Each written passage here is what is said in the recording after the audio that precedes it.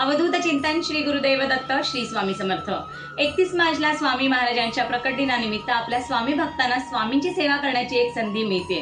तर स्वामी महाराजांची सगळ्यात आवडती आणि प्रभावी सेवा ती म्हणजे संक्षिप्त श्री गुरुचरित्राचं पारायण।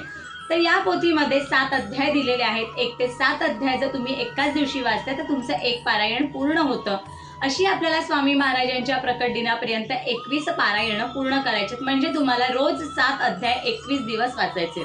मग ही सेवा तुम्ही कधीपासून सुरू कराल तर 11 मार्चला जर तुम्ही या सेवेला बसलात तर 31 मार्चला तुमचे 21 पारायण पूर्ण होतात।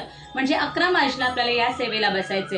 ही सेवा चालू असताना वेगळ्या पोथीच्या मांडणीची गरज नाहीये, फक्त आपल्याला सेवा चालू असताना मांसाहार आणि मद्यपान मात्र पूर्णतः बंद ठेवायचे। सुवेर सुतक जर मासिक पाळी आली तर तेवढे दिवस तुम्हाला ही सेवा करायची नाहीये, त्यानंतर तुम्ही ही सेवा कंटिन्यू करू शकता। तर तुम्ही सुद्धा दत्त महाराजांची स्वामी महाराजांची ही अतिशय आवडती सेवा नक्की करून बघा। स्वामी महाराजांच्या प्रकट दिनानिमित्त कोणती सेवा तुम्ही करणार आहात हे कमेंटद्वारे नक्की सांगा। स्वामी महाराज तुमच्या मनातल्या सगळ्या चांगल्या इच्छा पूर्ण करू दे। धन्यवाद। श्री स्वामी समर्थ।